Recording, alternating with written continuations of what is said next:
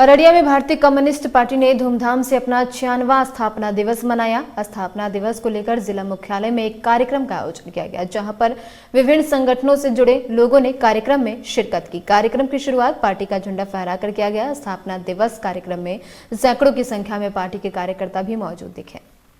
आंदोलन जीवी है, फख्र की बात है।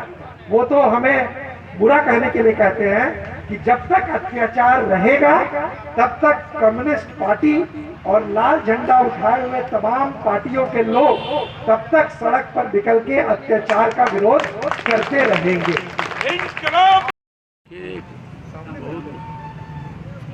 बहुत बड़ा उत्साह है हमारे नौजवान साथियों के बीच में, आम लोगों के बीच में, किसान मजदूर के बीच में, क्योंकि उसी के लिए ये संगठन काम करता है। भारतीय कम्युनिस्ट पार्टी जो है इस समाज से शोषण और अन्याय पर आधारित जो व्यवस्था है उसको समाप्त करने के लिए बनी। आज 97 वर्षगांठ का प्रथम दिन है। 96 साल गुजर गया स्थापना का। कल ही 25 दिसंबर को, आज 26 दिसंबर है। ये 26 दिसंबर 97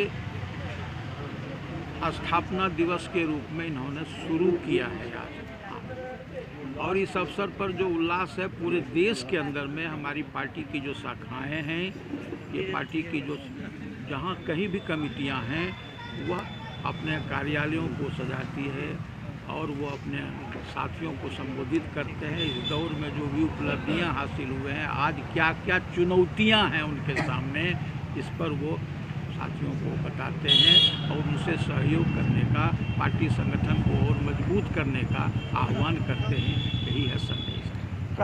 आज किस तरह का संकल्प लेंगे? आज संकल्प किस तरह का लेंगे पार्टी को आगे की जो कार्य को लेकर? पार्टी आज हम संकल्प लेंगे कि जो चुनौतियाँ हमारे सामने में हैं वह चुनौती बहुत बड़ी है। आज सांप्रदायिकता जो है फांसीवाद की ओर बढ़ती चली जा रही है और अब इसके नाम पर, हिंदू मुस्लिम के नाम पर, तमाम जो आम लोगों के जीवन से जुड़े जो मुद्दे हैं उसको बिल्कुल अंधेरे में फेंक दिया गया है, ब्लैक आउट कर दिया है। उसके ऊपर कोई चर्चा नहीं हो रही है। महंगाई है, बेरोजगारी है, ये जो स्वास्थ्य की समस्याएं हैं, इस पर कहीं कोई चर्चा नहीं होती है। अगर चर्चा होती है तो हिंदू मुस्लिम पर चर्चा होती है, मंदिर मस्जिद की चर्चा होती है और इसको लेकर के बड़ी समस्याएं पैदा हो गई हमारे देश में। हमारे देश में को चलाने के लिए जो संविधान बना है, उस संविधान के आधार पर जो संवैधानिक संस्थाएं हैं उनको इस सरकार ने अनुगामी बना लिया है, चेरी बना लिया है। यहाँ तक कि सुप्रीम कोर्ट और चुनाव आयोग ये भी उनके अनुगामी हो चुके हैं। इसलिए एक बड़ी चुनौती कम्युनिस्ट पार्टी के ऊपर है कि हम इस चुनौती का कैसे मुकाबला करें और कैसे इस सत्ता को उखाड़ फेंक करके और मजदूर और किसानों की सत्ता स्थापित करें। यही संदेश हम देना चाहते हैं। कि क्या परिचय हो आपका? मेरा नाम हुआ विजय नारायण मिश्र। पद बता दीजिए। मैं भारतीय कम्युनिस्ट पार्टी के राज्य सचिव मंडल का सदस्य हूँ, ऑल इंडिया के अनुशासन आयोग का सदस्य हूँ और अररिया जिला में आज हूँ। अररिया के अंदर सबसे पहले यहाँ के किसान, मजदूर, नौजवान, महिलाओं को मैं बधाई देना चाहता हूँ कि भारतीय कम्युनिस्ट पार्टी के स्थापना दिवस के मौके पर आप यहाँ आए और आने के बाद हमारे नेतागण जितने भी आए हुए हैं उनकी बातों को आप सुन रहे हैं। ये सबसे बड़ी बात ये है। तो देश के अंदर में आरएसएस का जन्म और भारतीय कम्युनिस्ट पार्टी का एक साथ हुआ और आज हम पूरे देश के मजदूर और किसानों के लिए जो मैंने कोशिश किया, आप जानते हैं बैंक को सरकार अपने हाथ में लिया, नौकरी का भरपूर किस्म से हम लोगों ने काम किया, मजदूरों किसानों के लिए, ट्रेड यूनियनों के लिए, नौजवानों के लिए जो हमने कानून बनाया।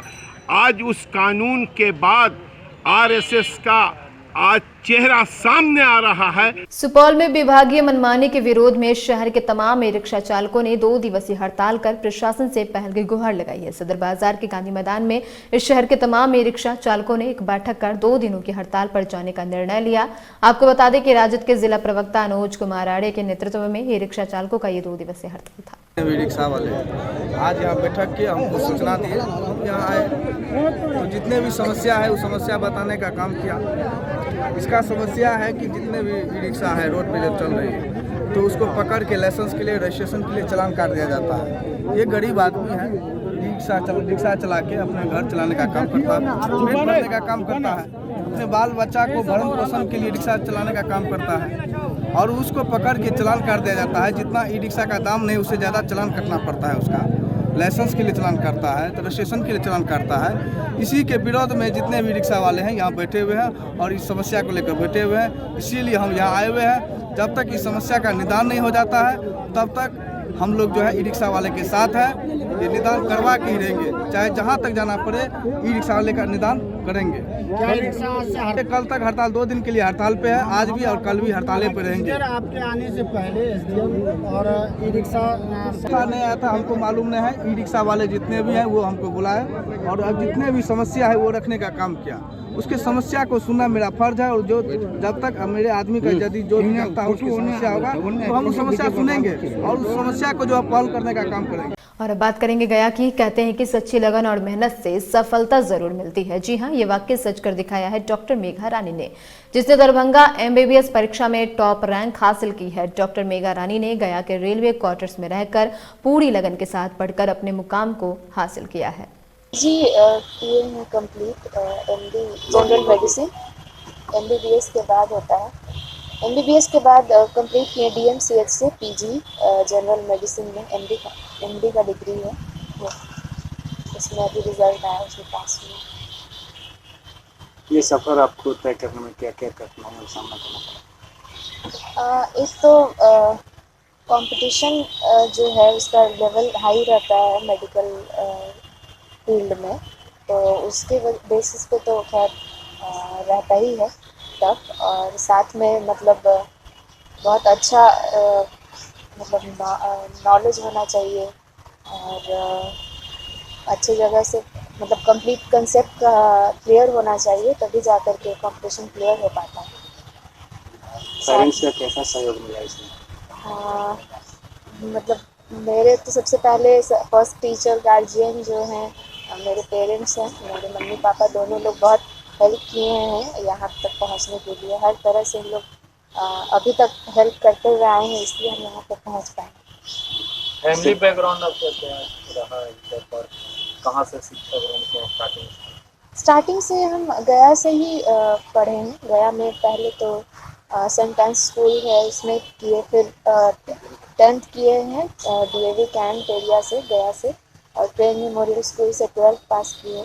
उसके बाद IJMS से MBBS कंप्लीट किए और फिर DMCH से PG कंप्लीट किए।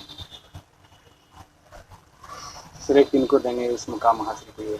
अपने मम्मी पापा को, और साथ में हम जिस कैटेगरी से बिलोंग करते हैं उसमें डॉक्टर भीमराव अम्बेडकर जी बहुत स्टार्टिंग में ही हम लोग को वो आज़ादी के बाद हम लोग के लिए सब चीज़ सेपरेट किए, तब जा कर के हम लोग उसमें और सब खास करके फीमेल लोग को उनकी वजह से हम लोग यहाँ तक पहुँच पाए हैं। और जहाँ पे हम थे IJMS में भी बहुत अच्छा मतलब एकेडमिक था, और उसके बाद DMCH में भी बहुत अच्छा एकेडमिक था, जिसकी वजह से हम लोग का रिजल्ट अच्छा रहा। आगे के युवाओं के लिए क्या परिणाम? सब लोग को जिस भी फील्ड में वो जाएं अच्छे से नॉलेज गेन करें, और साथ ही मतलब कभी भी ये निगेटिव नहीं आने देना चाहिए माइंड में। हमेशा पॉजिटिव थिंकिंग ले करके और सोसाइटी को साथ में लेते हुए और खुद का डेवलपमेंट करना चाहिए। इस समाज से आप आते हैं, मुजफ्फरपुर शहर के ब्रह्मपुरा स्थित अपने निजी आवास पर पूर्व मंत्री सह सीतामढ़ी के पूर्व सांसद अर्जुन राय ने प्रेस वार्ता का आयोजन किया, जिसमें एक वायरल ऑडियो भी दिया। पूर्व सांसद सह राजद के वरिष्ठ नेता अर्जुन राय ने बीजेपी मंत्री राम सूरत राय पर गंभीर आरोप लगाए और आरोप लगाते हुए कहा कि मंत्री राम सूरत राय ने समिति सदस्य से खुद खरीद फरोख्त की बात की है। इस गैर कानूनी काम के लिए मंत्री को बर्खास्त करना चाहिए। कुछ कहेंगे? नहीं, ऐसी तो कोई बात नहीं थी। कुछ पंचायत समिति सदस्य हमारे यहाँ आए थे, जिसको मैं खाना खाने के लिए पैसे दे रही थी। उनसे जान पहचान था, पारिवारिक थे वो लोग। उनको मैं खाना खाने के लिए पैसे दे रही थी, लेट आए थे। मैं उस समय खाना बना के नहीं खिला सकती थी। हमारे यहाँ का परंपरा है कि जो लोग आए वो खाना खा के चाय पी के जाए। तो मैंने उनको कहा कि आप लोग खाना खा के आइए, बट वो थोड़े नाराज़गी जता रहे थे, इसलिए उन्होंने उस समय पैसे नहीं लिए मेरे से। वही बात, जो भूखन पासवान है वो पारिवारिक लड़का था, वही बात मैं उसको बता रही थी। और भी तो कोई खास बात था नहीं। आप ही उम्मीदवार है तो ऐसे में क्या कुछ कर सकते? नहीं, ऐसा कुछ नहीं है। मैं अभी कोई उम्मीदवार नहीं हूँ। मैं क्या होगा इसके बारे में तो अभी नहीं मैं बता सकती कुछ भी। अभी ऐसी कोई बात नहीं है। मैं अभी पॉलिटिकल नहीं हूँ, मैं हाउसवाइफ हूँ। घर से ही अपने पति को सपोर्ट करती हूँ। मंत्री राम सूरत राय जी और आई में प्रमुख बनाने के लिए डायरेक्ट ऑफर कर रहे हैं